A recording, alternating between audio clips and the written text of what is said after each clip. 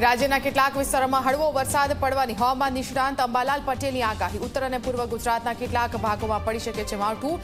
બીજી ફેબ્રુઆરી સુધી રહી શકે છે અસર। રાજકોટ ઝોનલ એકાઉન્ટ ઓફિસના આસિસ્ટન્ટ એકાઉન્ટન્ટ લાંચ લેતા ઝડપાયો। નિવૃત્ત ઇન્કમટેક્સ ઇન્સ્પેક્ટર અને પટ્ટાવાળા પણ લાંચ લેતા ઝડપાયા। ફરિયાદીના એરિયર્સના બિલ મંજૂર કરવા માટે માંગી હતી 45,000ની લાંચ। રાજ્યમાં નકલીની ભરમાર હજુ પણ યથાવત। ઊંઝામાંથી ફરી એકવાર નકલી વરિયાળી અને જીરું બનાવતી ફેક્ટરી તો સુરતમાંથી નકલી કોસ્મેટિક્સનું કારખાનું ઝડપાયું। અમરેલીમાંથી બનાવટી બીડી અને તમાકુ બનાવતું કારખાનું પણ ઝડપાયું। બનાસકાંઠાના પાલનપુરની કચેરીને ફરીથી બોમ્બથી ઉડાવી દેવાની મળી ધમકી। ઘટનાની જાણ થતાં બોમ્બ સ્ક્વોડ અને ડોગ સ્ક્વોડ દોડી આવી। અગાઉ પણ બોમ્બથી ઉડાવી દેવાની અપાઈ ચૂકી છે ધમકી। ભવનાથમાં મહાશિવરાત્રીના મેળાને લઈને ગાંધીનગરમાં યોજાઈ મહત્વની બેઠક। નાયબ મુખ્યમંત્રી હર્ષ સંઘવી સાથે જૂનાગઢના ધારાસભ્ય સંતોએ કરી બેઠક। નાયબ મુખ્યમંત્રીએ કહ્યું, આ વર્ષનો મેળો અત્યાર સુધીનો સૌથી મોટો મેળો।